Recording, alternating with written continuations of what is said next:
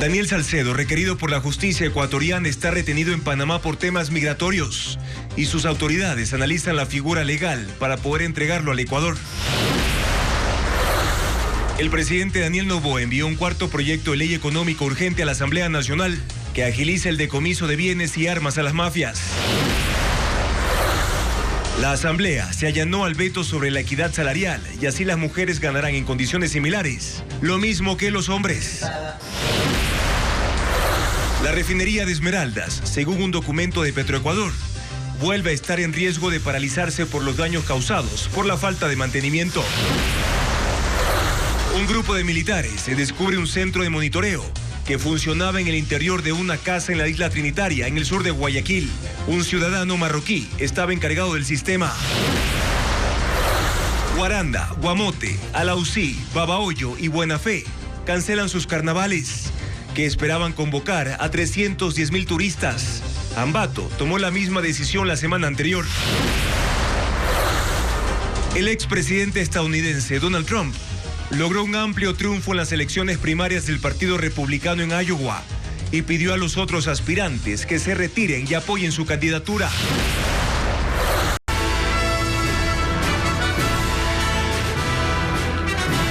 Buenas noches, amigos. Bienvenidos a Televistazo Estelar. Daniel Salcedo, procesado por el caso Metástasis, fue retenido en Panamá y se analiza la figura legal para trasladarlo a Ecuador, según indican fuentes policiales. Ni el Ministerio de Gobierno ni la Fiscalía se han pronunciado, como le informa Fabiola Santana. Daniel Salcedo Bonilla fue retenido este martes en Panamá por temas migratorios. Las autoridades de ese país analizan la figura legal con la que será puesto a órdenes de la justicia ecuatoriana. El presidente de la Corte Nacional de Justicia, Iván Saquicela, informó a Ecuavisa que iniciará los trámites de extradición, pues tiene una orden de prisión por el caso Metástasis. En una providencia, Saquicela informó al juzgado que lleva el caso de la retención de Salcedo para el inicio de los trámites correspondientes ante el gobierno de Panamá. Para sustentar el pedido, la Corte enviará el acta de audiencia de formulación de cargos, la orden de localización y captura emitida contra Salcedo y las gestiones de búsqueda. Salcedo, según informes policiales, llegó a Panamá el 29 de diciembre. 2 días después llegaron sus 2 hijos, su pareja sentimental y su ex esposa. Videos publicados en redes sociales alertaron a la policía de Ecuador y Panamá. Con estos elementos, la Corte Nacional de Justicia pidió orden de difusión roja de Interpol para que sea localizado y capturado, aunque no se sabe si en este caso se aplicará esta figura. Según la Fiscalía, en los chats del caso Metástasis, Salcedo es identificado como alias Bellito y era el encargado de planificar estrategias ilegítimas en el sistema de justicia para obtener la libertad del narcotraficante Leandro Norero. También planificaba delitos contra la administración pública en empresas como Petroecuador, Cenel, Selec y el IES para la compra de espacios públicos y luego gestionar contratos. Además, buscaba las formas de lavar activos. Fabricio Colón Pico, cabecilla de Los Lobos, tiene orden de prisión preventiva por presunta intimidación en contra de la fiscal Diana Salazar. En la audiencia realizada esta mañana se presentaron seguimientos y detalles de escuchas telefónicas que establecen su participación en un posible atentado en contra de la funcionaria. La justicia también dispuso que se apliquen medidas de protección para la fiscal.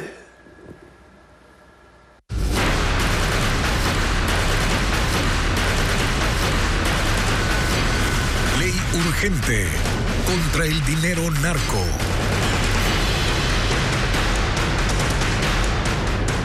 El nuevo proyecto de ley económico urgente que envió el presidente a la Asamblea busca que el Estado recupere el dinero de los bienes de la corrupción y el crimen organizado para financiar programas sociales de infraestructura, seguridad y también servicios públicos. Luisa María Heredia, con más detalles.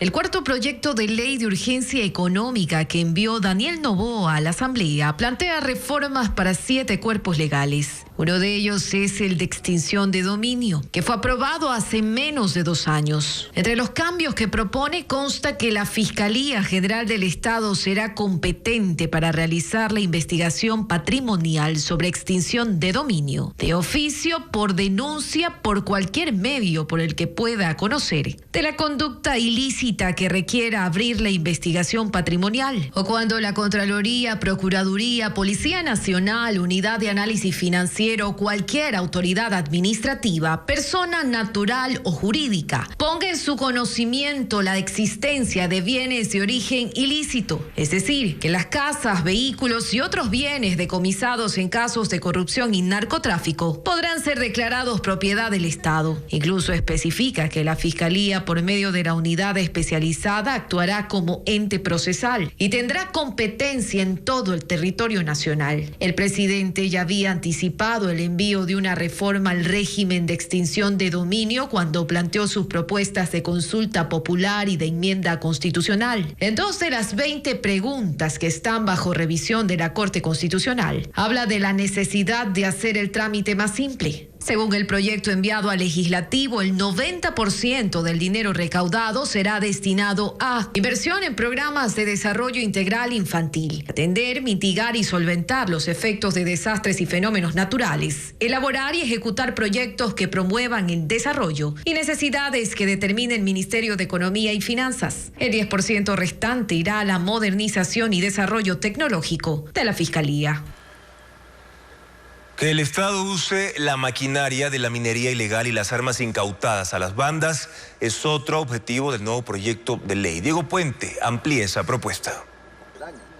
El Estado reclamará y usará la maquinaria de la minería ilegal. Así se establece en el proyecto de ley económica urgente para la recuperación de activos de origen ilícito. El proyecto plantea reformas al Código Orgánico Administrativo y crea el decomiso administrativo especial. Bajo esta figura, todo bien, maquinaria, equipo, insumos y vehículos utilizados en minería ilegal pasarán a la autoridad administrativa que inicie o participe del operativo que permitió su incautación. En la reforma se indica que la maquinaria se usará de forma inmediata en procesos de remediación ambiental o de prevención de riesgos. No requiere ninguna autorización judicial. Con esta reforma se podría usar, por ejemplo, retroexcavadoras como las incautadas en el sector de Yutsupino, en Napo, en febrero del 2022. En diciembre, la Asamblea aprobó la Ley de Gestión de Riesgos que permite usar esta maquinaria únicamente cuando se declare emergencia por desastres naturales. En el proyecto de ley económica urgente se plantea, además, que toda arma de fuego, munición y explosivo con origen ilícito o utilizada en delitos serán destinadas a la Policía Nacional o Fuerzas Armadas para la seguridad interna del país. Si la ley entra en vigencia, el presidente deberá reformar el reglamento a la Ley de Fabricación, Importación y Tenencia de Armas para que todo lo decomisado se pueda registrar y entregar a la fuerza pública para su uso.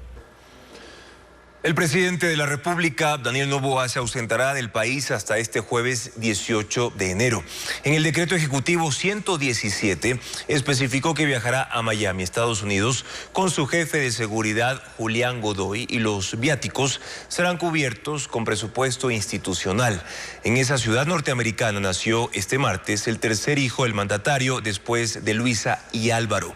El bebé fue llamado Furio en honor al padre de Lavinia Balbonesi, esposa del presidente Noboa. Ecuador registra menos homicidios y el Ministerio de Gobierno prepara la intervención en 18 zonas críticas, como lo indica Carla Delgado. El Ministerio de Gobierno informó este martes que desde la declaratoria de conflicto armado en Ecuador hace 7 días, la tasa de homicidios disminuyó de forma significativa. Es así que las muertes intencionales pasaron de 512 a 299.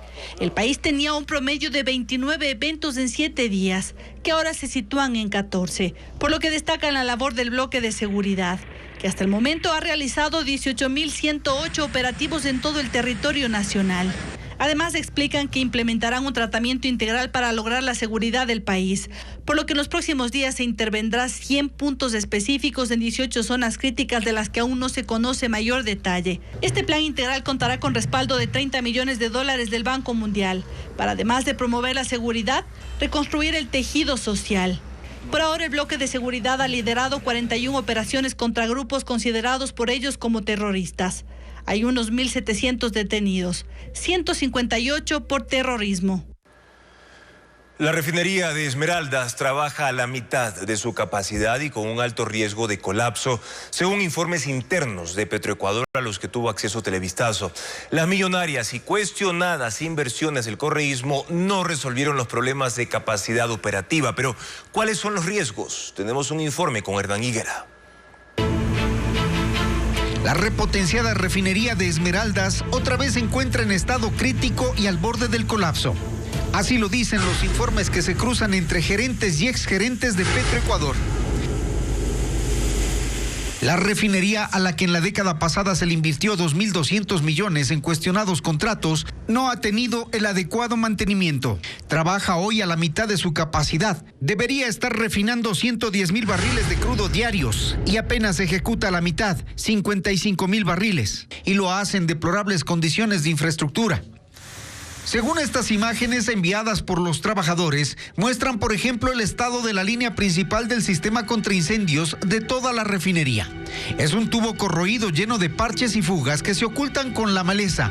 Por la tubería corre agua a presión, pero tiene tramos seriamente comprometidos por los incontables y secuenciales remiendos. La refinería tiene 2 torres de agua de enfriamiento. Solo opera una. Esta es la torre B, que a decir de los trabajadores está por desplomarse. Evidencia cuarteaduras, desprendimiento de hormigón y hierro corroído que ha quedado expuesto.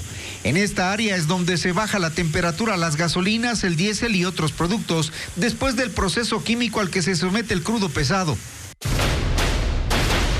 En la torre de enfriamiento A, los trabajos están paralizados por los equipos dañados. Los arreglos cosméticos millonarios son obsoletos y peligrosos espacios a los que se ha prohibido el ingreso incluso de los técnicos. En el horno de vacío hay otro riesgo de colapso estructural. Tuberías oxidadas y rotas soportan altas temperaturas y presión. Se ha pedido a Petroecuador proporcione una entrevista que explique el estado real de la refinería y aún no llega la respuesta. El turbo de la generación eléctrica de la refinería quedó en estas condiciones tras la frustrada contratación de arreglo pretendida por $13 millones. Esa es otra parte de los problemas. Primero, lógicamente, falta de mantenimiento. Segundo, una desinversión en lo que es infraestructura, ¿sí? Tercero, una politización en los cargos. Otro punto importante es justamente la corrupción que existe y la inmigración de la mano de obra calificada. Sobre eso, el riesgo de que el país se quede desabastecido de combustibles en el corto o mediano plazo, al menos así están las advertencias escritas, que se discuten en tiempos en que el país tiene crisis y una guerra interna.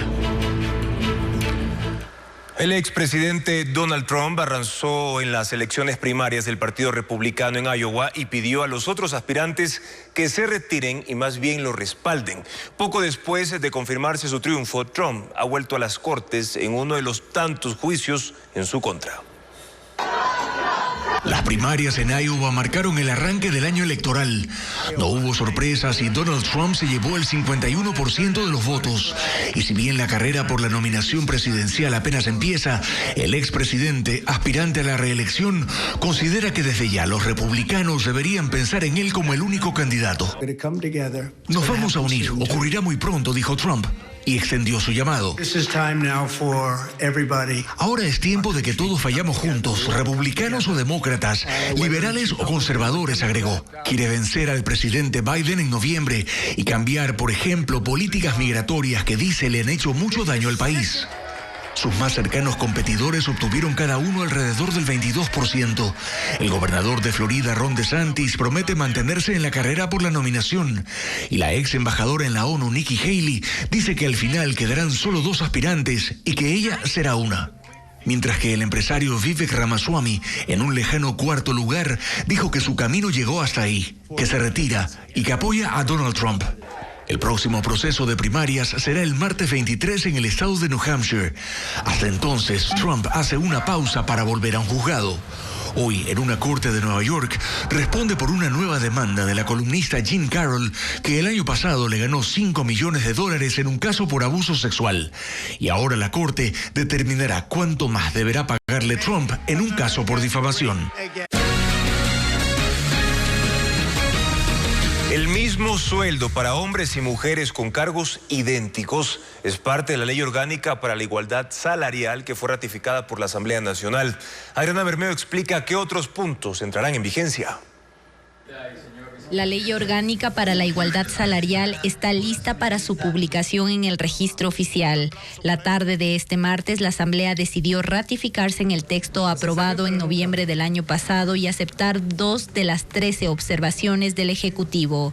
Una vez que se publique, todo empleador estará obligado a remunerar de forma igualitaria a los trabajadores que tengan la misma función en el sector público y privado. El gobierno propuso unos cambios de forma que los acogimos, esos fueron los allanamientos, precisamente el artículo 2 y 3, de forma como cambiar una frase en la finalidad porque ya estaba en el objeto. La ley establece 4 criterios para evaluar un cargo y determinar si hay diferencia entre el sueldo de hombres y mujeres. 1. Competencias. 2. Condiciones laborales. 3. Esfuerzo. Y 4. Responsabilidades. La brecha salarial que persiste en el Ecuador. Mientras un hombre gana $809, una mujer haciendo el mismo trabajo percibe $731. La norma establece procesos de reclamo, sanciones y medidas de prevención. Las mujeres que no tengan una remuneración igualitaria primero deberán presentar el reclamo en la unidad de talento humano de su lugar de trabajo y la empresa estará obligada a responder en un plazo máximo de 15 días. Si la empleada no se siente satisfecha con las acciones de la compañía, podrá acudir al Ministerio de Trabajo y si se comprueba la vulneración de derechos, esta cartera de Estado dispondrá la equiparación inmediata del salario. Si no se acata la igualdad salarial establecida por el Ministerio de Trabajo, las sanciones en el sector público podrían llegar a la destitución de funcionarios, previo al correspondiente sumario administrativo. En el sector privado habrá multas de hasta $4.500. Estados Unidos retomó la atención de los servicios en su embajada en Quito y el consulado en Guayaquil. Los trámites de visados serán reprogramados y los usuarios tienen que cumplir algunos requisitos para poder ingresar a la cita. Diego Cuenca informa. La Embajada de Estados Unidos en Quito y el consulado en Guayaquil reanudaron sus servicios desde este martes, luego de suspenderlos hace una semana por la violencia criminal que se desató. Las citas para visas que fueron canceladas los días 11 y 12 de enero serán reprogramadas. Los funcionarios estadounidenses contactarán a los usuarios por correo electrónico con una nueva fecha para el trámite en ambas ciudades. Las personas que vayan a entrevistas para visa o pasaportes deben tener en cuenta que ingresarán solos. Los ciudadanos que no tengan citas no podrán estar en las inmediaciones de la embajada. Además, las autoridades recomiendan llegar únicamente a la hora programada. Las actividades se normalizaron con refuerzo en la seguridad. Una calle afuera del consulado en Guayaquil permanece cerrada, con la presencia de una unidad móvil de la policía y agentes de control municipal y de tránsito. El carnaval se cancela en Guaranda y 4 ciudades más debido a la situación de inseguridad en el país. Esto frena la movilización de más de 300.000 turistas.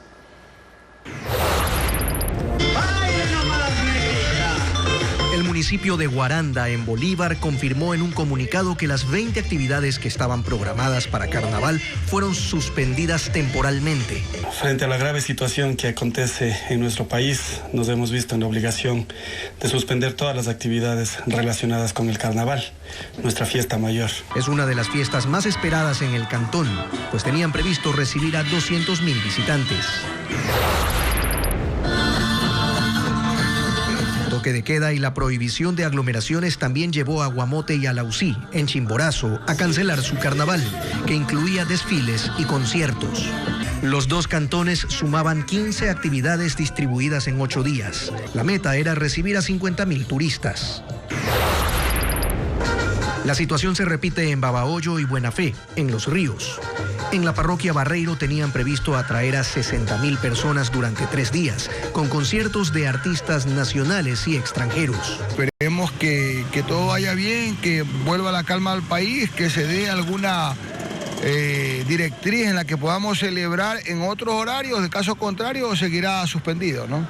Las autoridades de estas ciudades señalaron que continuarán midiendo la situación del país para tomar otras medidas de seguridad. La Policía Nacional prepara un instructivo para normar el uso de tatuajes y piercings en los servidores policiales en servicio activo. La medida se pondrá en marcha después de la fase de socialización. El uso de tatuajes y piercing expuestos en brazos, piernas y cuello en los policías será normado. La medida será para 10.500 mujeres y 47.500 hombres. La policía realizó un estudio entre marzo del 2022 y diciembre del 2023 para conocer la percepción ciudadana del policía con tatuajes visibles en el cuerpo. Los resultados confirmaron que la ciudadanía siente menos confianza o apertura con los oficiales tatuados. Por eso se reformaron los reglamentos, instructivos y directrices sobre el personal. En el caso de policías con tatuajes o piercings, se realizará un registro corporal para analizar el tipo de dibujo y su significado. Estamos evaluando toda posibilidad, toda técnica que nos permita conocer a nuestra gente para que ellos a su vez puedan dar un servicio profesional a la ciudadanía. La evaluación irá de la mano con nuevas pruebas de confianza, la prueba de estrés de voz y exámenes toxicológicos. Después de un censo interno se conocerán cuántos uniformados tienen tatuajes o piercings. La única excepción serán los integrantes de los grupos de inteligencia de la Policía Nacional que usan estos recursos para infiltrarse en los grupos criminales. Y la ciudad de Nueva York recibe hoy la primera gran caída de nieve en casi 2 años, en medio de un invierno severo, con lluvias heladas y acumulaciones históricas de nieve en el resto del país. La Gran Manzana ha tenido que esperar hasta hoy para verse cubierta de blanco nuevamente. La nevada comenzó a las 4 de la mañana, sorprendiendo a muchos al amanecer, pues la última vez que nevó en la ciudad fue el 15 de febrero de 2022. Irán lanzó un ataque con misiles balísticos contra el norte de Irak. El objetivo en la ciudad de Erbil fue una instalación supuestamente dedicada a labores de espionaje que, según la República Islámica, pertenece al servicio de inteligencia israelí Mossad. Irán considera a Israel como un enemigo y el bombardeo ocurrió en respuesta por ataques previos en suelo iraquí y en represalia por la guerra de Israel contra la organización palestina Hamas en la Franja de Gaza. El ataque que deja 4 muertos y 6 heridos y ha provocado el reclamo de Irak ante el Consejo de Seguridad de Naciones Unidas. Autoridades chinas evacuaron a más de 1.000 personas varadas en una zona turística luego de que una serie de avalanchas de nieve bloquearan los accesos. Residentes y turistas fueron trasladados en helicópteros mientras maquinaria trabaja para reabrir el paso. Montañas cubiertas de nieve componen el paisaje del noroeste de China en la frontera con Mongolia y Rusia. Ahí la prefectura de Altai se ha convertido en un popular destino invernal con miles de turistas visitándolo en esta época para esquiar. Pero esa zona quedó aislada desde hace una semana, cuando una serie de avalanchas bloqueó 350 kilómetros de carretera. Tormentas dificultaron el acceso por aire y miles de personas quedaron varadas hasta hoy. Las condiciones climáticas permitieron que helicópteros militares llegaran y evacuaran a más de 1.000 visitantes y residentes, entre ellos algunos heridos. Mientras tanto, 40 excavadoras trabajan por reabrir el paso, pero la situación es compleja no solo por la cantidad de nieve, sino por los grandes árboles y rocas que se acumularon en el camino, arrastrados por las 30 avalanchas que se desprendieron en la zona. El Foro Económico Mundial comenzó en la ciudad de Davos, Suiza. Asisten jefes de Estado y altos representantes políticos y diplomáticos de 100 países, 1.000 empresarios y directores de las principales corporaciones del mundo. La cita se realizará hasta el viernes y discutirá los desafíos clave en materia financiera, ambiental y tecnológica, las tensiones geopolíticas, las guerras de Ucrania y Medio Oriente y el riesgo de su extensión a escala regional. Científicos chinos han clonado un mono de una especie muy usada en investigaciones médicas, pues su cuerpo funciona de manera parecida a la de los humanos. El mono se llama Retro y se logró perfeccionando la técnica que se usó en 1996 para la clonación del primer mamífero, la oveja Dolly. Retro nació en 2020 y está entre los pocos primates que han logrado vivir varios años. La revista científica Nature Communications publica por primera vez la historia de Retro, un primate de la especie Rhesus, común en el continente asiático, usado con frecuencia para experimentos médicos, pero esta vez la ciencia fue más allá. Se trata de un mono clonado con procesos que utilizan placenta y el trasplante masivo de células internas, que nació luego de decenas de fracasos, pues inicialmente fueron 111 embriones, 11 pudieron ser implantados en vientres subrogantes y solo uno sobrevivió. Ocurrió en el laboratorio en el que en 2018 los mismos científicos obtuvieron a esta pareja de primates gemelos mediante un método más sencillo y que tienen ahora 6 años. Los primates son muy difíciles de clonar y Retro es solo la segunda especie lograda con éxito para futuros trabajos sobre modificación genética y acelerar la investigación biomédica. La obra Búscame en Flinders tendrá su última función en el Teatro La Casa Toledo en Quito. Además, la Banda Municipal de Guayaquil estará en los martes dorados del Teatro La Bota. Veamos la agenda cultural. ¡Ay, no, pues! ¡Qué bonita casa! ¡Te felicito! No todos los me gusta pueden ser reales. Es la obra Búscame en Flinders, que tendrá su última función en el Teatro Casa Toledo en Quito. Una comedia romántica que habla sobre las apariencias. Roberto se hará pasar por un hombre soñador, emprendedor y adinerado. Todo por conocer al amor de su vida en redes sociales. La función será este miércoles 17 a las 19:30.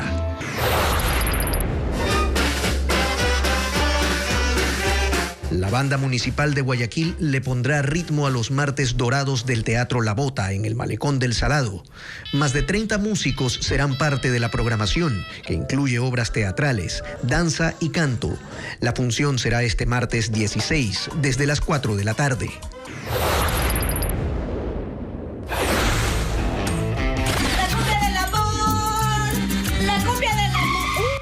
El Cuartel de las Locas retoma su programación y estará en el Teatro Las Cámaras, en Guayaquil. 4 amigas que pasan por un mal momento deciden afrontar sus crisis por el camino de la comedia. Una obra escrita y dirigida por Jorge Toledo y que regresa este año con una única función, que será el sábado 20 de enero a las 7:30 de la noche. En marzo, este elenco estrenará una segunda parte. El Consejo de la Judicatura investiga quiénes son los responsables en la Corte Nacional por la caducidad del proceso penal por peculado en la compra de los helicópteros DRUF. Hoy el Pleno trató el tema, como lo informa Jacqueline Rodas. El Consejo de la Judicatura analiza sanciones para los responsables del archivo definitivo del proceso por peculado en la compra de los helicópteros DRUF. En octubre pasado, la negligencia de la Corte Nacional provocó la caducidad del caso y se ratificó de forma definitiva el sobreseimiento de los 18 implicados, entre ellos los exministros de Defensa Wellington Sandoval y Javier Ponce y altos oficiales de la Fuerza Aérea. El tribunal se demoró 85 días en convocar a la audiencia, cuando el plazo máximo que contempla la ley es 60 días. Entonces los jueces Marco Rodríguez y Byron Guillén aclararon que apenas estuvieron un día en conocimiento de la causa. La ponente fue Mercedes Caicedo, quien también deslindó responsabilidad. El Pleno del Consejo de la Judicatura conoció el primer informe sobre lo ocurrido. ¿Y qué pasó? No se instaló la audiencia el 14. Nunca se convocó, señor presidente, porque vuelvo a repito. Se convocó. O sea, la audiencia nunca se convocó. Durante los 60 días del trámite, hubo pedidos de vacación y cambios de jueces. Estuvieron a cargo Mercedes Caicedo y Javier de la Cadena, y por menor tiempo, Carlos Pasos. Pero la Judicatura también investiga la posible responsabilidad de funcionarios administrativos, como secretarios, coordinadores o personal de talento humano de la Corte Nacional. Dieron un plazo de 15 días para la entrega del informe final con el que tomarán una resolución. Los reos, junto con personal de las Fuerzas Armadas, limpiaron la cárcel de Esmeraldas tras los hechos violentos del pasado martes. Allí 39 personas que estaban presas continúan prófugas, como lo precisa Bessie Granja.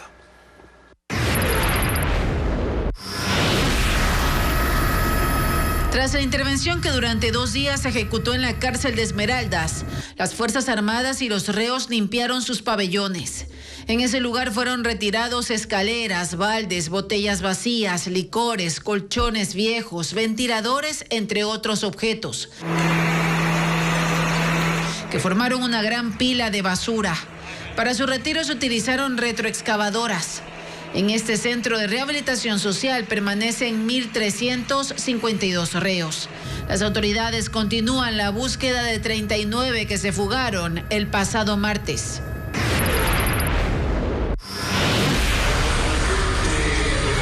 Luego de la incursión en la que se utilizaron tanques de guerra, vehículos Cobra y participaron 758 militares y 1.200 policías. Autoridades muestran los daños en la cárcel de Cotopaxi tras los amotinamientos. Mobiliario y equipos de vigilancia destruidos, basura en oficinas administrativas, barricadas construidas por los presos en los techos y un bus del Servicio de Atención a Privados de Libertad SNAI desmantelado y en cuyo interior se encontraron explosivos. Este martes arrancó la limpieza de esa cárcel, pero las autoridades pidieron maquinarias, pues hay sospechas de que existan más caletas con armamento. Nos han informado que en esos huertos posiblemente exista algún material. Es por eso que la gobernación hoy nos ha facilitado una maquinaria y a partir de hoy vamos a trabajar en el sector. En esa cárcel no se han retomado las actividades administrativas, pues al momento se evalúan los daños. Y tras los atentados de la semana pasada y la violencia en las cárceles del país, el presidente Daniel Noboa habló con medios internacionales. Escuchemos parte de sus declaraciones sobre la situación. Primero necesitamos una presencia permanente de los militares en las cárceles. Tenemos que tener control también interno que se había perdido en los últimos años. Asimismo, debemos de bloquear el financiamiento a estos grupos terroristas. Hoy en día pues hay dinero en Banca Nacional, así mismo como Banca Internacional, el cual pues debemos de estar muy atentos y debemos de controlar para que no se sigan financiando estos grupos y sigan causando terror en la sociedad ecuatoriana.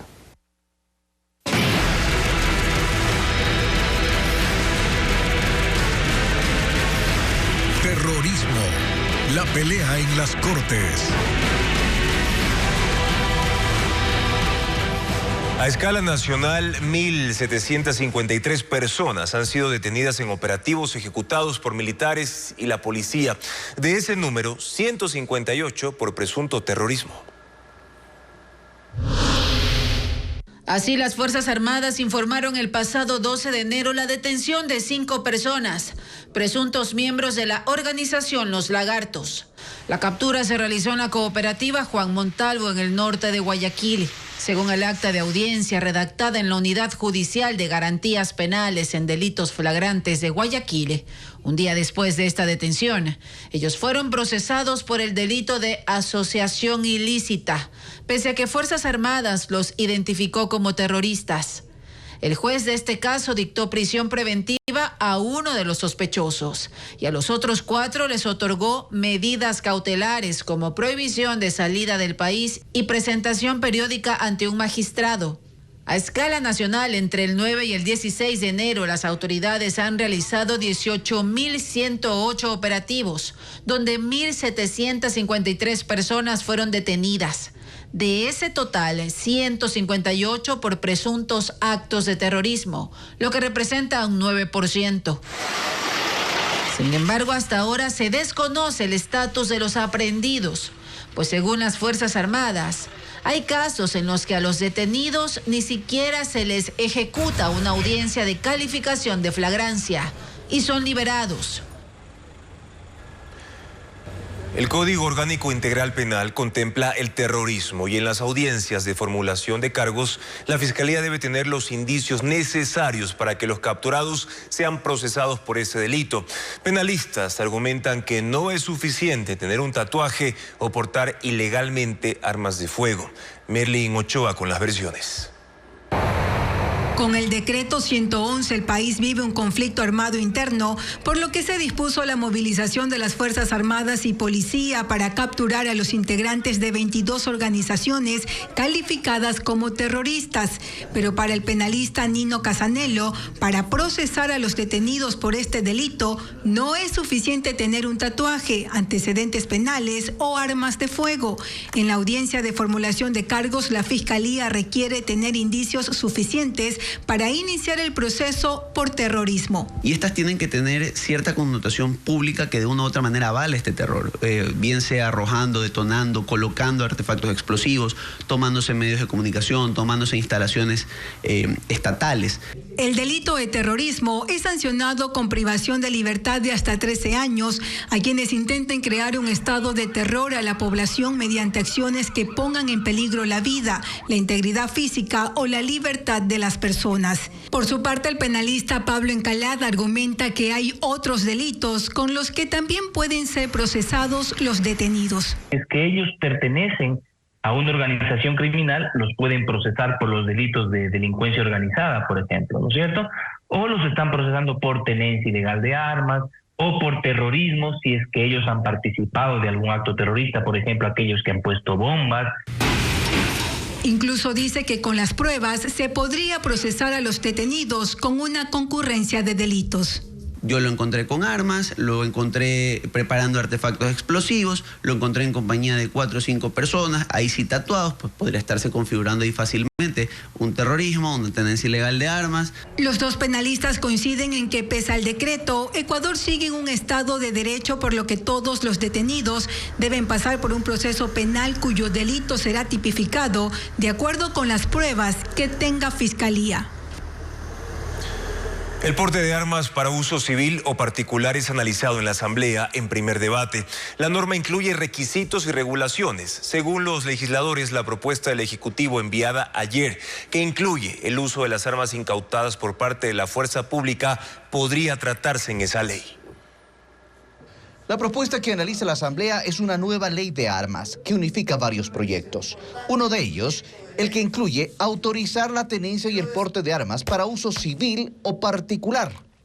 El texto señala como requisitos ser ecuatoriano mayor de edad, presentar factura del arma y certificados biométricos, psicológico, de pruebas de habilidad y de un curso de capacitación con un mínimo de 40 horas. Parte de eso ya está en el decreto emitido por el expresidente Lasso. Ahora se busca ajustarlo e incluirlo en la ley. Y para nada, no existe el libre porte de armas. Existe un porte controlado y restringido, malo que se hayan hecho tantos decretos y que el decreto haya estado encima de la norma durante mucho tiempo. La posibilidad del uso civil y particular de armas de fuego divide en posiciones a los legisladores. Si se permite que todos los ecuatorianos que cumplan requisitos puedan portar armas, se genera un ambiente disuasivo para que los sicarios no sigan actuando con total ventaja frente a los indefensos ecuatorianos. La ley incluye un artículo que dispone a las Fuerzas Armadas la destrucción de las armas ilegales incautadas a la delincuencia. Los legisladores están de acuerdo en que se puede modificar para que esas armas puedan más bien ser usadas por la fuerza pública en el combate contra la inseguridad. Algo que el gobierno incluyó en el proyecto enviado el lunes sobre extinción de dominio y también en su propuesta de consulta popular. Y al igual que esta pregunta y muchas más preguntas son totalmente inconducentes porque ya están en la normativa o porque es el deber de la legislatura el tratarlas en el Parlamento. El proyecto trata también el control de municiones, explosivos y accesorios.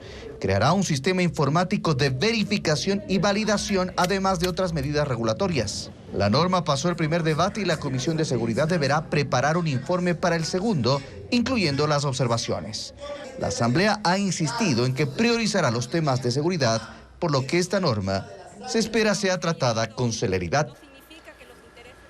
Este lunes en Guayaquil se detectaron 2 centros de monitoreo clandestinos durante operativos militares. Además, se decomisó dinero y hubo detenidos, incluyendo un cabecilla de una banda criminal. Informa Luis Alfredo Zúñiga. Un centro de monitoreo clandestino fue hallado en una vivienda por militares durante la tarde de lunes en el sector de la Isla Trinitaria en el sur de Guayaquil. Los uniformados detectaron un circuito cerrado de cámaras que grababa 8 cuadras a la redonda. Además, decomisaron 8 cámaras de vigilancia, 2 discos duros, dosis de droga, una laptop y municiones. Dentro del inmueble se encontró a un ciudadano marroquí, quien luego, según las Fuerzas Armadas, se confirmó que se trataba de un líder de la banda criminal Los Lobos. Él fue aprehendido apenas el 10 de enero y ahora que se lo encontró libre, el extranjero no supo justificar el motivo. Y en los exteriores de la vivienda también se detuvo a otros 4 hombres que pertenecían a la misma agrupación. Al revisar sus celulares, tenían fotos y videos con armas e imágenes de los policías que patrullan el sector, de un vehículo con un sistema de cámaras y una conversación con un supuesto miembro de la Policía Nacional. Ante esto, en casas aledañas se ejecutaron allanamientos y en una de esas, según los militares, se encontró un segundo centro de monitoreo y radios que se usaban para comunicarse con el hombre extranjero. Los uniformados también aseguraron que en el norte de Guayaquil hubo otro caso, en donde afirmaron que detuvieron a 3 hombres en un vehículo con $9.600 que no lograron justificar. Mientras en Tosagua, Manabí, los militares aseguraron que detuvieron a 4 hombres cuando iban a cobrar vacunas en un mercado.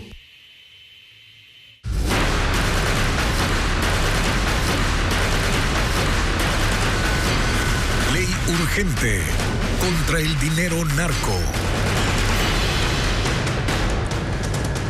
Las bancadas apoyan analizar cambios a la extinción de dominio para enfrentar el crimen organizado. Los legisladores destacaron que esto deja sin piso a una de las preguntas que el Ejecutivo presentó para la consulta popular. Patricio Díaz con el análisis. En la Asamblea reconocen la necesidad de reformar temas de extinción de dominio y contratación pública como parte de la lucha contra el crimen organizado y la corrupción, así como lo propone el Ejecutivo. Destacan la intención de que los recursos y bienes de origen ilícito pasen al Estado. El Partido Social Cristiano, por ejemplo, apoyó los objetivos de la ley. Nosotros queremos luchar, apoyar la lucha contra el crimen organizado, necesitamos financiamiento, es verdad. Sentémonos a conversar y me parece que el fortalecimiento de la ley de extinción de dominio puede ayudar. Y reconoce que esta reforma deja sin piso a la pregunta que sobre el tema incluyó el Ejecutivo en su propuesta de consulta popular. Pero en Construye encontraron una contradicción, dicen. En la consulta propone que la extinción de dominio se haga efectiva sin necesidad de sentencia. Y en el proyecto, el presidente incluye eso como un requisito. No se estaría resolviendo con esa ley como ha sido presentada el problema de la extinción de dominio que se busca realizar, que es precisamente que sea un proceso expedito, rápido y veloz. Del lado del correísmo recuerdan que ya hay otras reformas en ese ámbito que se están tramitando en las comisiones. Señalan que se debe revisar detalladamente la propuesta para confirmar que en efecto se consigan los objetivos. Toda ley es perfectible, esta también es perfectible, pero hay que insistir en que una ley por sí sola no basta y que, en efecto, si esas son las intenciones de la consulta, entonces ha dado cuenta el presidente que sí se puede hacer a través de la Asamblea. Del lado del oficialismo destacan otro de los objetivos del régimen. Con temas de contratación pública también se lava a veces mucho dinero, entonces quiere también acabar con el tema de la corrupción. El Consejo de Administración Legislativa CAL deberá definir si el proyecto cumple los requisitos para que se lo considere económico urgente y, de ser así, destinarlo a una comisión. La Asamblea tiene 30 días para tramitarlo. Al estar en estado de excepción, la ley le da la posibilidad excepcional al Ejecutivo para que envíe 2 proyectos económico urgentes a la vez. El proyecto de ley para la recuperación de activos de origen ilícito contempla un capítulo con reformas a la ley de contratación pública. Adriana Bermeo detalla las modificaciones de la propuesta. El más reciente proyecto de ley económico urgente contempla reformas a la contratación pública. Son 16 artículos en los que se plantean algunos cambios. 1. La empresa a la que se adjudique un contrato deberá ser la responsable del diseño y ejecución de la obra. La ley vigente señala que el Estado es el encargado de la fase inicial en la que se establece un presupuesto referencial y el diseño. 2. Las compañías que tengan contratos con el Estado no podrán adjudicarse otras obras mientras no hayan entregado las previamente contratadas. 3. La unidad de análisis financiero tendrá que emitir un informe mensual de los contratistas del Estado y la nómina de los servidores públicos relacionados con la obra ejecutada. Las irregularidades que se detecten deberán ser inmediatamente reportadas a la Fiscalía. 4. La conformación de observatorios ciudadanos permanentes que estarán integrados por personas u organizaciones que no tengan conflicto de intereses con el contrato adjudicado que esté en revisión. La propuesta establece además la elaboración de un reglamento que definirá las normas de cumplimiento que deberán acatar los proveedores del Estado para la adjudicación de contratos. De enero a noviembre del 2023, la contratación pública alcanzó 6.191 millones de dólares, que representan casi el 20% del presupuesto general del Estado.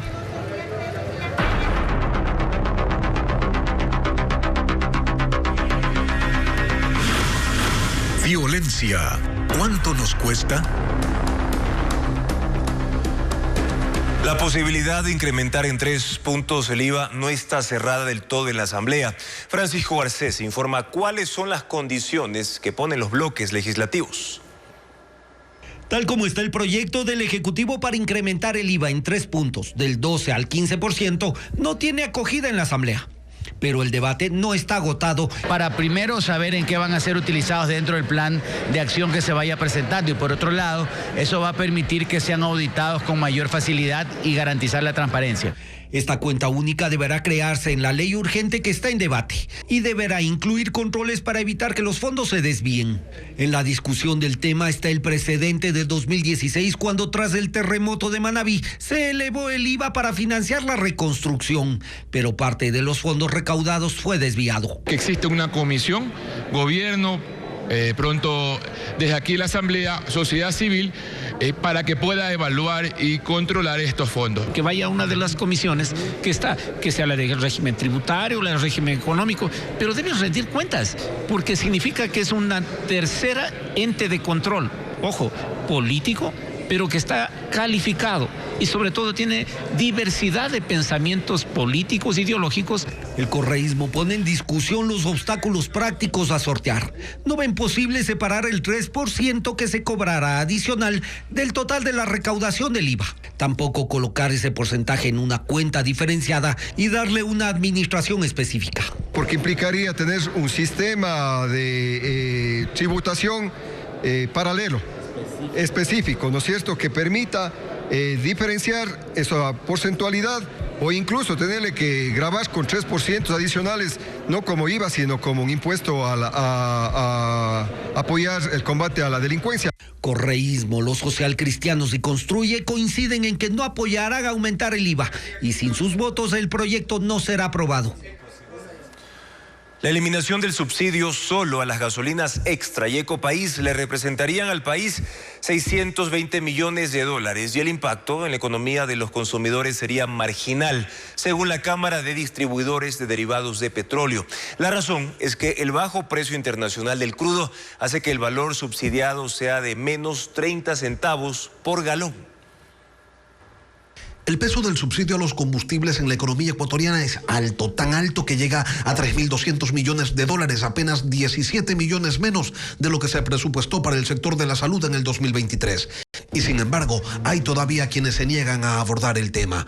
De ese grupo se desmarca la Cámara Nacional de Distribuidores de Derivados de Petróleo. Ellos sostienen que si existe un momento oportuno para la focalización, es este, que los bajos precios internacionales del petróleo hacen que la diferencia entre el valor de venta interna de la gasolina Extra y Ecopaís y los precios internacionales sea marginal. Así, el subsidio a la gasolina Extra se ubica en 25 centavos de dólar por galón y en la Ecopaís es de 29 centavos. Los países donde hay subsidio, hablando de América, son 2, Venezuela y Ecuador. Sí sería un buen momento de eliminar el subsidio con una liberalización de precios para que sean las fuerzas del mercado las que determinen el precio de venta, como sucede en cualquier otro producto o como sucede con la gasolina super. Los usuarios pagan por cada galón de gasolina extra $2.40. Sin subsidio, el precio sería de $2.65.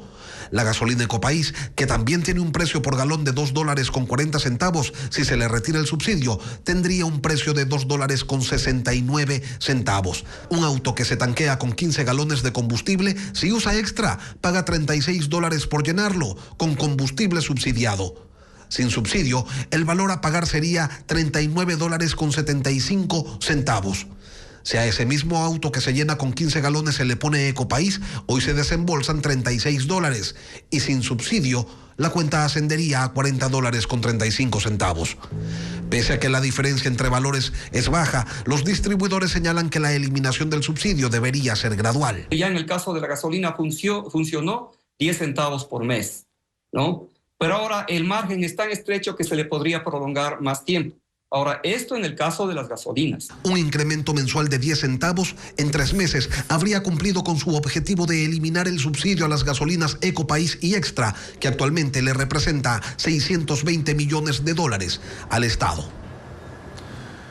Leandro Norero afirmaba que podía parar la ola de violencia en las calles. Según el expediente El Caso Metástasis, el narco habló con los cabecillas de las bandas para que no haya más muertes en el país. Sin embargo, creía que el problema no estaba en la delincuencia, sino en la sociedad. Luisa María Heredia con más.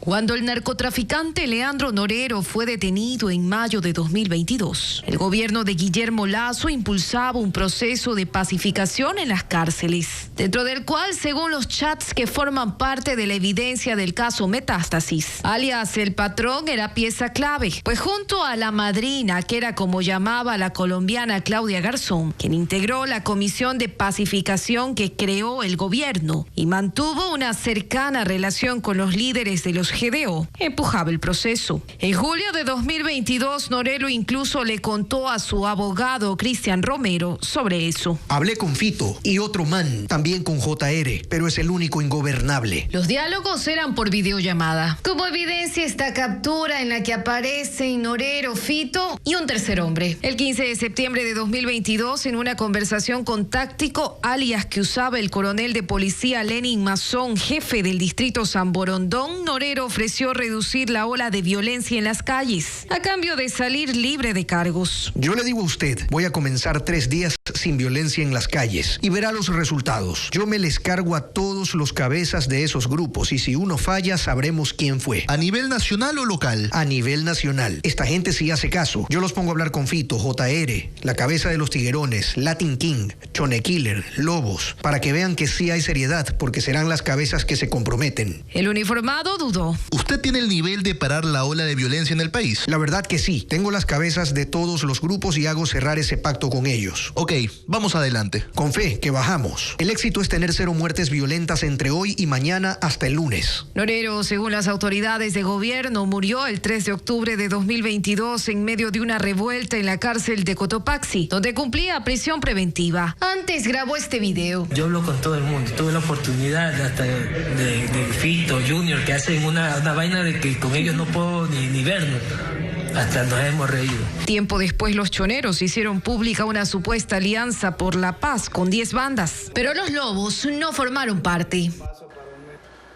El Consejo de la Judicatura nombró a 7 nuevos jueces anticorrupción y crimen organizado para que atiendan las causas abiertas a raíz de la declaratoria de conflicto armado interno. Ahora, el organismo extrema las medidas de seguridad para que ellos, porque manejan casos de terrorismo, informa Jacqueline Rodas.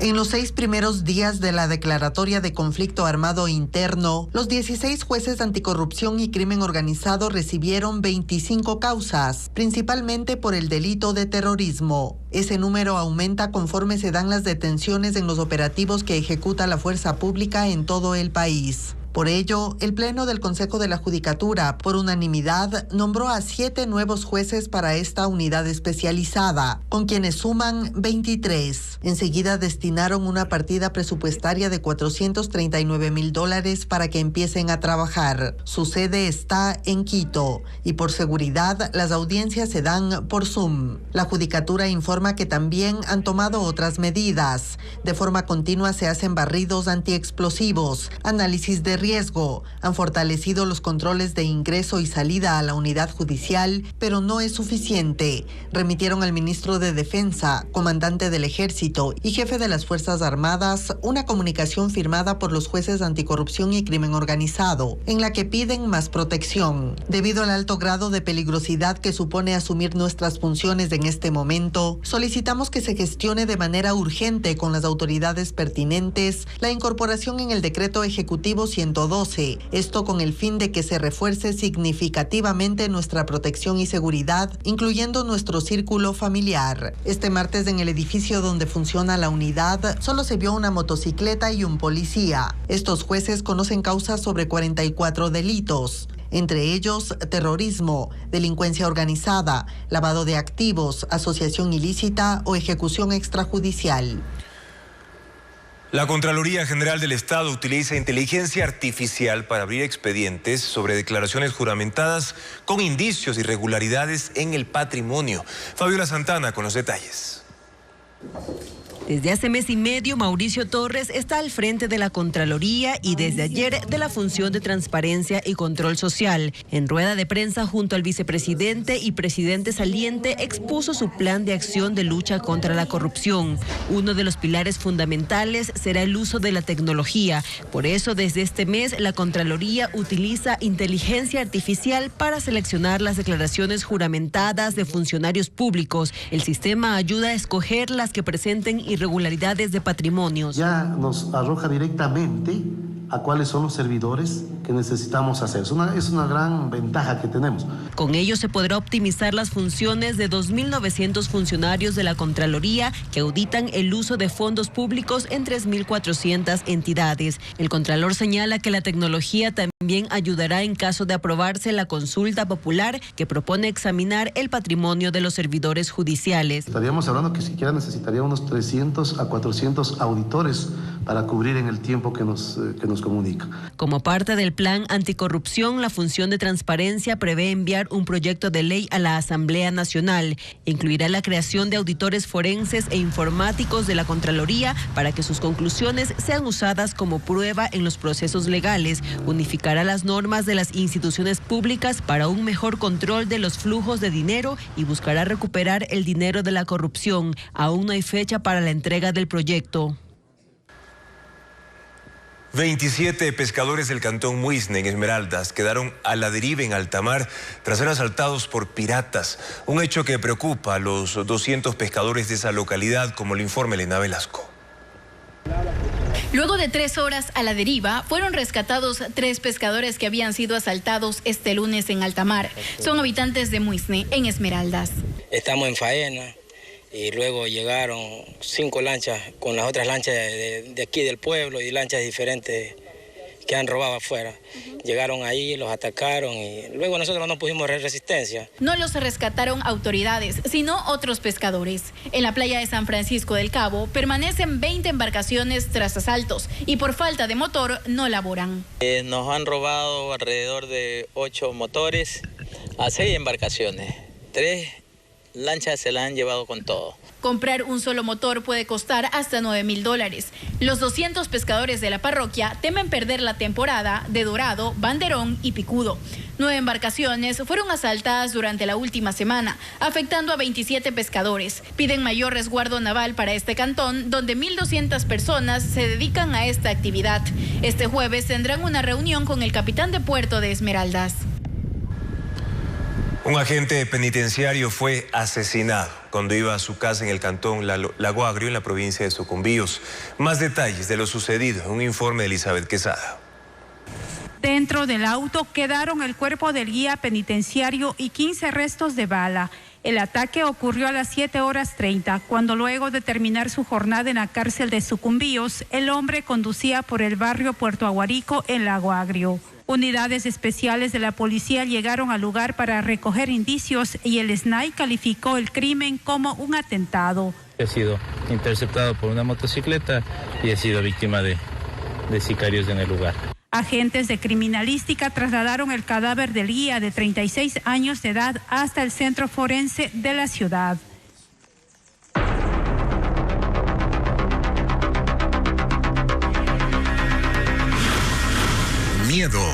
¿Cómo enfrentarlo? El Ministerio de Educación ordenó depurar las claves de los estudiantes y docentes a escala nacional tras la incursión de personas no autorizadas a clases virtuales. Carla Delgado entrevistó a la viceministra de Educación. Estudiantes y profesores alertaron sobre intromisiones en las clases virtuales cuando personas ingresaron a la videollamada desde el viernes pasado. El Ministerio de Educación ordenó la depuración de las claves de los usuarios de estudiantes y docentes. También se dispuso que en el caso de que un maestro detecte a un extraño, cierre la sesión de inmediato y reporte a los superiores. La viceministra de Gestión Educativa, Verónica Legarda, detalla los hechos que alertaron a esta cartera de Estado. Tenemos casos como, por ejemplo, gente que ingresa, pone mensajes con palabras obscenas en los chats de las aulas virtuales. Gente que aparece con el rostro cubierto y haciendo señas de los grupos delincuenciales y terroristas, ese tipo de situaciones. Además, investigan las cuentas de las que se iniciaron estas irrupciones. De un total de 15.506 unidades educativas, se presentaron 36 alertas. De estas, 17 vienen de la provincia de Pichincha y las demás se distribuyen entre 11 provincias. Entre estas, Guayas, Imbabura, Santo Domingo de los Áchilas. Además, el ministerio solicitó un monitoreo permanente en las salas virtuales para evitar que cuentas no autorizadas se filtren. Y reiteraron que lo ocurrido no se trata de un ataque cibernético a la plataforma de las aulas virtuales, establecidas por el Ministerio de Educación. Por ahora, la disposición es que las clases virtuales se mantengan hasta este miércoles 17 de enero. Modificar el toque de queda por ciudades o provincias es una de las propuestas de los gremios productivos para poder reactivar la economía en medio de esta guerra contra el terrorismo. Desde la empresa privada plantean regularizar sus jornadas comerciales para evitar más pérdidas. William Young con más de la propuesta. Según el sector privado, el 30% del comercio en el país aún está paralizado y las pérdidas se siguen acumulando por el miedo generado por los ataques terroristas de los últimos días. El presidente del Comité Empresarial Ecuatoriano y de la Cámara de Comercio de Guayaquil, Miguel Ángel González, mencionó que tras varias reuniones entre los gremios productivos, tomaron una decisión para enfrentar ese temor. Plantean al gobierno cambios en el estado de excepción para evitar que el país se siga encerrando, cediéndole terreno al miedo. Hemos pedido a las autoridades que estas medidas de toque de queda se revisen por ciudad, porque no todas las ciudades tienen el mismo nivel de riesgo, unas más que otras. Ante una crisis de seguridad que se ha vuelto económica también, no podemos agregarle una crisis psicológica, de ánimo, de motivación. En Azuay, los gremios proponen consolidar una alianza en el sector privado, así poner en marcha proyectos conjuntos que de forma urgente generen cerca de 4.000 empleos y recuperar espacio perdido en la economía. Tuvimos un sacudón, pero nos está dando confianza el desenvolvimiento que se va dando las circunstancias tanto de la actuación del gobierno, de la actuación de las Fuerzas Armadas, porque hay un temor de que esta baja de actividades baje el empleo. En el sector de la acuacultura aseguran que sus cultivos, piscinas, laboratorios y plantas de procesamiento no pueden cerrar y eso los obliga a unirse contra el temor. Las exportaciones de camarón sustentan parte de la economía nacional y en ese sentido tenemos la responsabilidad de mantener el país de pie. Eso es lo que pretendemos hacer con esta campaña, motivar a los demás sectores productivos a que no bajen los brazos, que sigan trabajando. En medio de estas propuestas se mantienen las campañas de apoyo a la fuerza pública con donaciones y aportes voluntarios de grupos empresariales y la sociedad. 563 tortugas gigantes fueron devueltas a su hábitat natural en Galápagos durante 2023. Las especies ahora están en las islas Isabela, Santa Cruz, San Cristóbal y Española. Vanessa Robles con las imágenes. En decenas de gavetas, 563 tortugas gigantes fueron trasladadas desde los 3 centros de reproducción y crianza en cautiverio del Parque Nacional Galápagos a su hábitat natural en las islas Santa Cruz, San Cristóbal e Isabela. Las especies tienen entre 4 y 8 años de edad y el tamaño suficiente para sobrevivir junto a otros grupos, según ambientalistas. El traslado de las tortugas, todas de la familia Chelonoidis, fue en camionetas y helicópteros, y previo a ese proceso, fueron sometidas a exámenes médicos. En la isla Isabela se liberaron 214 gunteri y 136 de la especie vicina. En San Cristóbal, 30 chatamensis. En Santa Cruz, 97 de Don Faustoy. Y en La Española, 86 individuos de la judensis. Estas especies emblemáticas del archipiélago están en peligro crítico de extinción. Pueden llegar a medir 1,5 metros de largo y vivir más de 150 años, según la Unión Internacional por la Conservación de la Naturaleza. Los operadores de los centros de crianza les pusieron chips de rastreo para su seguimiento. Se estima que actualmente en el archipiélago hay una población de 65,000 tortugas gigantes.